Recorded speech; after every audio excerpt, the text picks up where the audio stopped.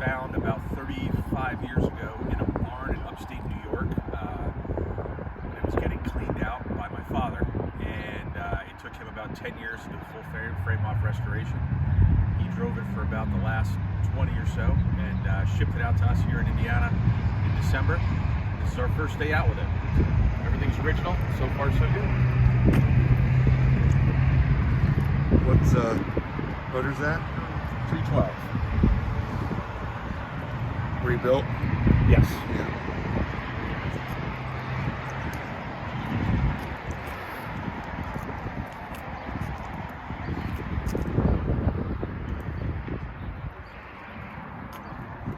New paint job?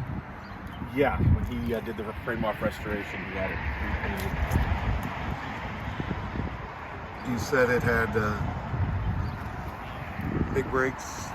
New, disc brakes. Disc brakes, that's it. Yeah. Disc brakes, power steering. Did I see the